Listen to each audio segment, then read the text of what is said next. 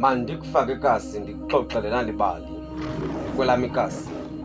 Xa ungumntu oxabisa isitrato uba ngunyawo lombetha indlela, uphelele emgaqweni, ube lixhoba lokuxhatshazwa ziziyobisi, ndixela ikhoboka lotywala, into ehlise inyuka ikhangelana nomthombo wokuthoba unxano ezirhoxweni.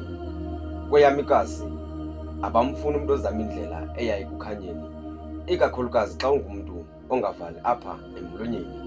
Xa zingasacaci izicwangciso umntu azibuze ukuba uyiphazame phi. Kweyam ingingqi kufuneka uhlale uhlusile engqondweni, uhlale ulumkile nasendleleni.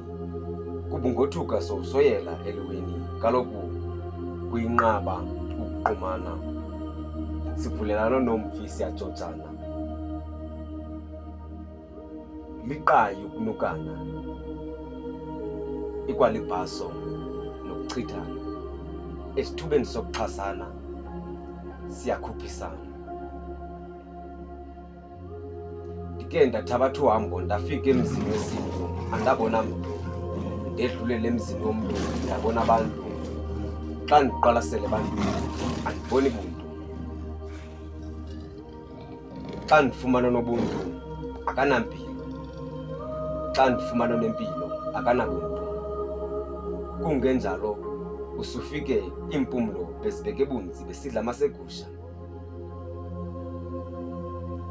Mandikufake esibangweni singenelele kancinci ngesibanga.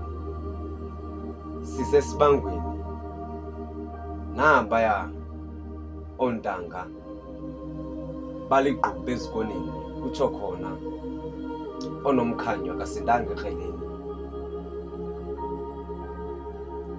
Ngoontanga ndini abagqogqisa esibangweni balutshaba nakubazali bethu. Abayiqondi ukuqaqadeka nqa nokubambelela emnxebeni wesaqoni.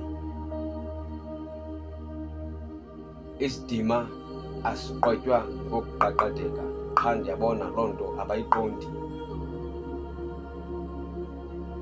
Esibangweni kulapho ufumana khona ubungqina bokuba abathaki bobuqu abasakubulali nto nje, bachwayita xa ukhangela into etyiwayo emgqumeni. Kwithuba abalifumanayo likamva abalibulalayo.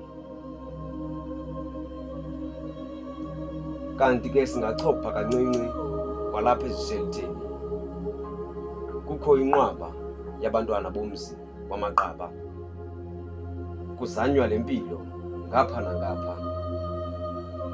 Akukho nto ehlangahlangene ngabantu abavuka kwakusasa baziphandele. Ukuze izinto zenzeke, neminqantsa eyenyukelayo yehlele.